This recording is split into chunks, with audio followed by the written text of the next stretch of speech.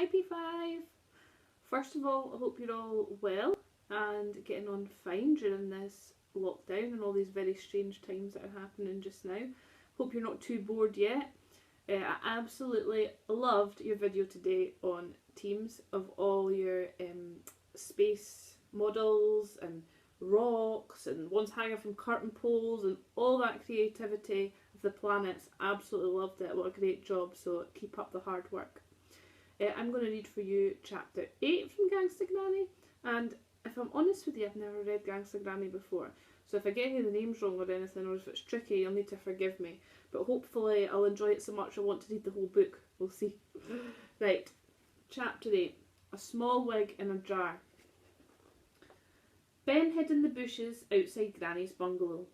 Whilst Mum and Dad were downstairs in the living room watching Strictly Stars Dancing on the TV, Ben scaled down the drain pipe outside his bedroom window and cycled the 5 miles to Granny's.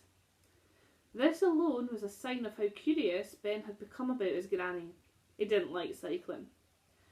His parents were always encouraging him to get more exercise. They told him that being fit was absolutely necessary if you wanted to be a professional dancer.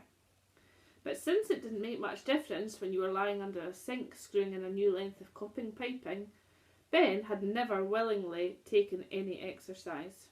Until now. If Granny was really going out for the first time in 20 years, Ben had to know where. It might just hold the key to how she came to have a ton of diamonds in her biscuit tin. So he huffed and puffed along the canal towpath with his clunky old bike until he came to Grey Close. The only good thing was that, being November, instead of being drenched in sweat, Ben was only mildly moist. He had pedalled fast because he knew he didn't have that much time. Strictly Stars Dancing seemed to go on for hours, days even, but it had taken Ben half an hour to cycle over to Granny's, and as soon as the show was over, Mum would be calling him downstairs for his tea. Ben's parents loved all the dancing TV shows. Dancing on Ice Skates, So you think you might be able to dance a bit, but they were completely obsessed with Strictly Stars Dancing. They had recorded every single episode and an unrivalled collection of Strictly memorabilia in the house, including a lime green thong once worn by Flavio Flavioli, framed with a photograph of him wearing it. A Strictly Stars Dancing real fake leather bookmark. Some athlete's foot powder signed by Flavio's professional dance partner, the Austrian beauty, Eva Buns. His and hers official Strictly Stars Dancing leg warmers. A CD of songs nearly used on the show. A small wig in a jar that had been worn by the presenter, Sir Dick Doddery. A life-size cardboard cutout of Flavio Flavioli that had some of Mum's lipstick smudged around the mouth. Some earwax in a jar that belonged to a celebrity contestant, the politician Dame Rachel Prejudice MP. A pair of tan tights that smelled of Eva Buns. A doodle on a napkin of a man's bottom drawn by the nasty judge, Craig Malteser Wordwood. A set of official Strictly Stars Dancing egg cups. A full half tube of ragstrix used by Flavio Flavioli. A Craig Malteser Woodward posable action figure. A Hawaiian hot pizza crust that had been signed by Flavio with a letter of authenticity from Eva Buns. Whew, there's some tricky words in there. It was a Saturday, so after the show had finished, the family were going to be having cheesy beans and sausage. Neither Mum nor Dad could cook, but all of the ready-made meals that Ben's mum took out the freezer, pricked with a fork and placed in the microwave for 3 minutes, this was his favourite. Ben was hungry and didn't want to miss it, which meant he needed to get back from Granny's house quickly. If it had been on a Monday night, say, and they were having chicken tikka lasagna, or on a Wednesday and doner kebab pizza, or a Sunday and Yorkshire pudding chow mein was on the menu, Ben wouldn't have been so bothered. The supermarket chain where Ben's dad worked liked to bring in the cuisine of 2 countries together in one easy microwavable pack. By combining dishes from different countries, perhaps he would be able to bring peace to a deeply divided world. Or maybe not.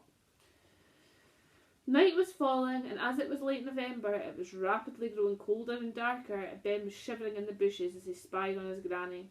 Where can she be going, thought Ben. She hardly ever goes out. He saw a shadow move in her bungalow. Then her face appeared at the window, and Ben quickly shot out of view. The bushes rustled. Shh, thought Ben. Had the old lady seen him? After a few moments, the front door opened slowly, and out stepped a figure dressed entirely in black. A black jumper, black leggings, black gloves, black socks, probably even a black bra and knickers. A black balaclava disguised the face, but from the stoop, Ben knew it was Granny. She looked like someone from one of the covers of the books she loved reading. She straddled her mobility scooter and revved the engine. Where on earth was she going? And more importantly, why was she dressed like a ninja? Ben propped his bike against the bushes and got ready to tail his own grandmother, which was one thing he had never in a million years dreamed of doing. Like a spider scuttling around a bathroom trying not to be seen, Granny steered her scooter close to the walls. Ben followed on foot as quietly as possible. It wasn't too difficult to keep up, as the top speed of the mobility scooter was 4 miles an hour. Whirring across the road, she suddenly looked back as if she had heard something, and Ben dived behind a tree. He waited, holding his breath. Nothing. After a few moments, he poked his head around the trunk and saw that Granny had reached the end of the road. He continued his chase. Soon they were near the town's high street. It was all but deserted. And as it was early evening, all the shops had shut for the day, and the pubs and restaurants had yet to open for the night. Granny stayed out of the glow of the streetlights, swerved into doorways as she neared her destination. Ben gasped when he saw where she had parked. The jeweller's shop. Necklaces and rings and watches sparkled in the window.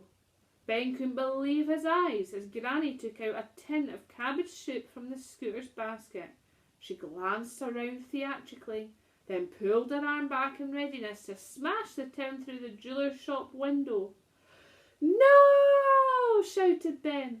Granny dropped the tin. It crashed to the ground and the cabbage soup oozed onto the pavement. "Ben?" hissed Granny. "What are you doing here?" There you go. The mystery.